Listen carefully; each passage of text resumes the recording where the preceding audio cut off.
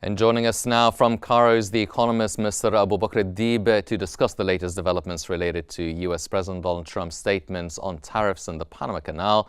Welcome, Mr. الديب, to the Q News Economic Bulletin.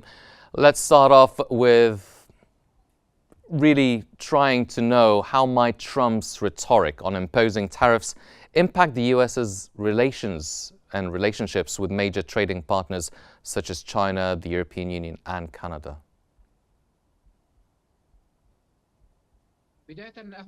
At the outset, welcome to you and to dear viewers. I'm happy to be with you.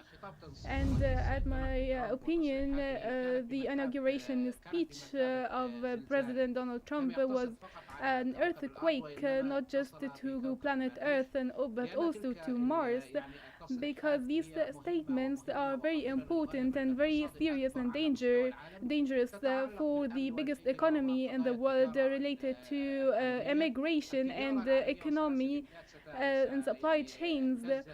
These supply chains were disrupted and will be further affected because of these statements. He promised within the U.S. policy to impose tariffs and customs not just to his enemies but also to his friends and allies, including the European Union and Canada and Mexico, in addition to his longtime nemesis China. He also threatened Russia if they do not commit to the peace negotiations in Ukraine, he will impose further sanctions. He comes with a sword of the custom tariffs.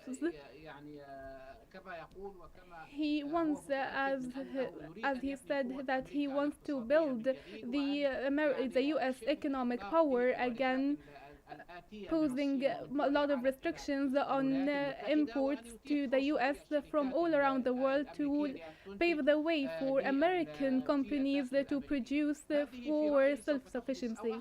This will actually reflect very negatively on global markets, as the oil trade was highly disrupted after President Trump said that he will invest in fossil fuels and he will look for oil again in the U.S., then, as well as his withdrawal from the Paris Agreement, and he will withdraw from investing in green and renewable energy, and he will go back to traditional power sources, and they have a lot of reserve to be an exporting company, which disrupted the oil market globally. Well, Mr. Deeb, could these continuous threats of tariffs disrupt the ongoing negotiations under the existing trade agreements, such as the United States-Mexico-Canada agreement?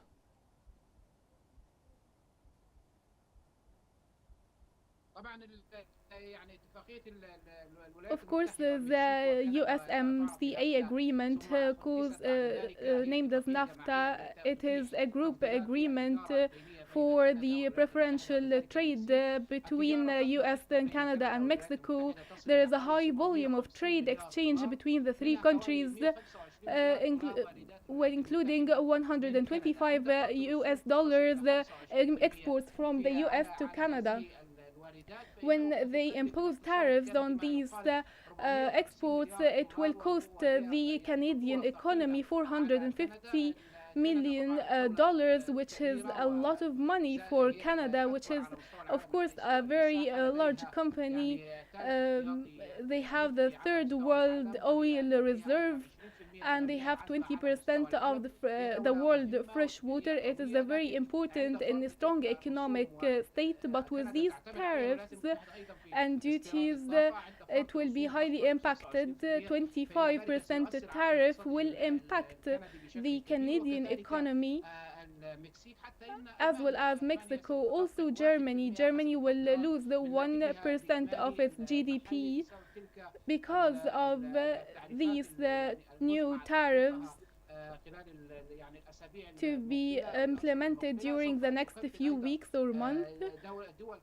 A lot of states such as France and the UK will be impacted because they have a large volumes of trade with the US.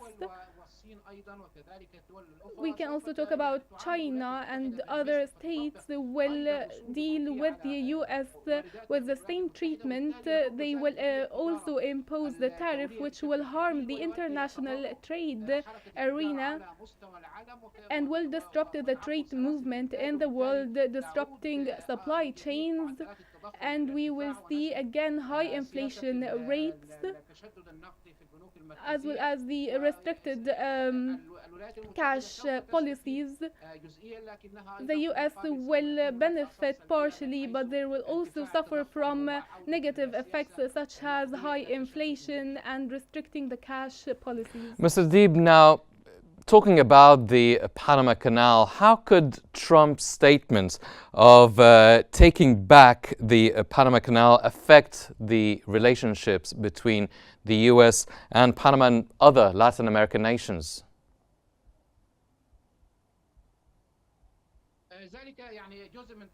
This is part of the Trump statements,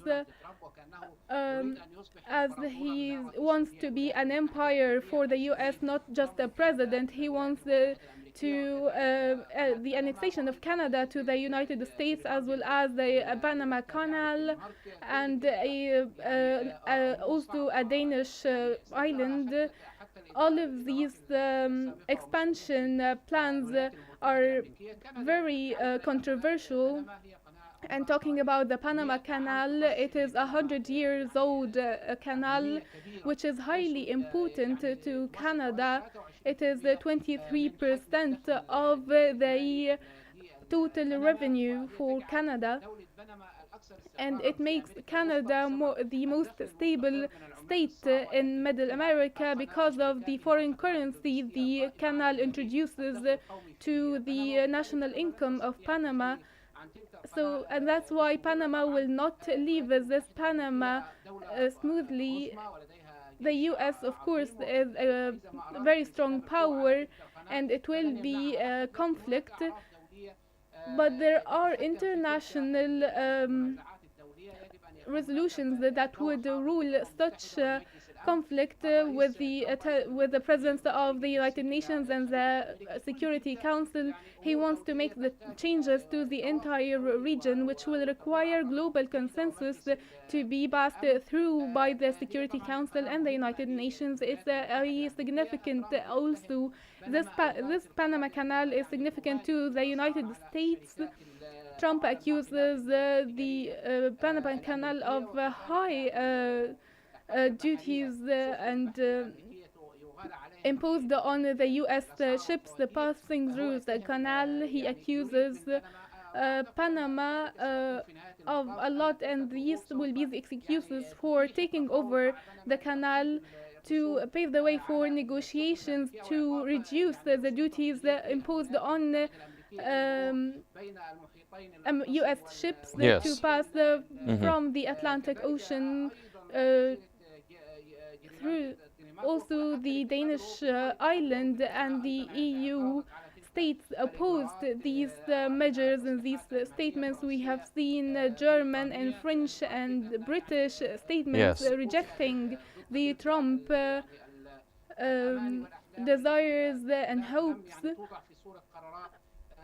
They are not final decisions yet. Also, Democratic officials expressed their rejection and unacceptance to the Yes, we will definitely be following and seeing how he follows through with these claims and promises. That was our economist, Mr. Abubakr Deeb. Thank you very much, sir, for joining us.